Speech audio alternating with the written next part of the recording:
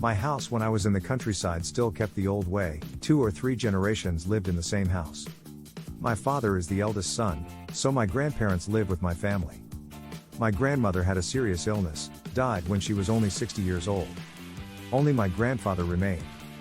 He was over 80 years old, but still healthy and lucid. In the village, at the same age as my grandfather, there are not many, only a few old people, but all of them have blurred vision, slow legs, walking and eating are difficult. As for my grandfather, he is still strong, rosy, and helps his children and grandchildren every day, sometimes knitting baskets, sometimes watering, pruning bonsai, always feet, always hands. One afternoon, after going to play a few games of chess with some old people around the neighborhood, my grandfather came home suddenly with a fever. His whole body was hot, aching, he was breathing heavily every moment. My father asked the agency to take a 2-day leave of absence to take him to many places to see the doctor, but he did not get sick. After nearly a week, my grandfather seemed to faint, but he could only drink a few spoonfuls of porridge as much as he could. My father called all the aunts and uncles in the house to find a way to treat him. When I heard there was a famous doctor, my father also came and begged for them to come and take his pulse. Medicines are regular, but my grandfather's illness does not get better, tends to get worse. Everyone was helpless at that time, thinking that the disease of the elderly with no known cause would only endure through the day. Everyone is mentally prepared for the worst. My grandfather was exhausted but mentally alert. He always encouraged his children to rest assured not to worry about it. It is very strange that every afternoon, when it is dusk, he always reminds his children and grandchildren to close all the windows of the room he is lying in, despite the hot summer air. My father repeatedly asked, "Do you feel cold inside?" But he did not say. Until one day, my grandfather suddenly stammered, frantically asking his children to close the door. Seeing that, my father asked again, until my grandfather quietly said, "I keep seeing them standing in my alley." "There's no one in the alley, Dad."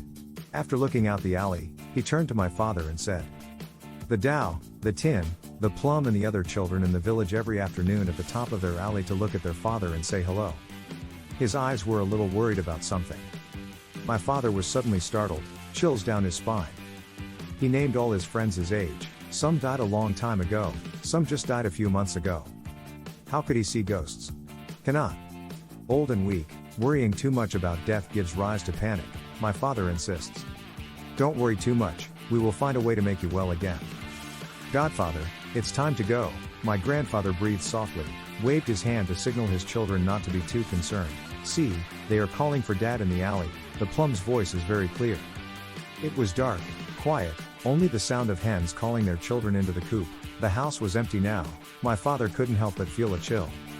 Daddy's been sick for a long time, he's hallucinating, no one's calling for anything.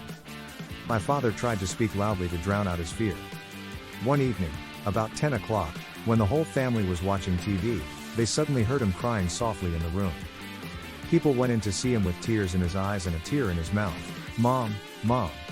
Wait for him to be less emotional, my mother asked me about it. He recounted. Just now, my father met Hung's grandmother. Hung is my father, standing at the door of the room, crying without saying anything. Dad called for 2 hours, then she went away. After saying that, he stopped crying. My father often told the whole family that his life was very difficult. When my grandfather was 8 years old, he tried to follow people to the south to find work. In a time of turmoil, he tried to go away without any news, later asked his companions. They said he had died of malaria in the remote South Central Highlands forest. 4 years later my great-grandmother also passed away. She went to cut firewood on the slopes of Tian Mai Mountain and was bitten on the leg by a small snake, did not feel pain, only slightly bleeding. Thinking that the snake was not poisonous, she still carried the firewood home.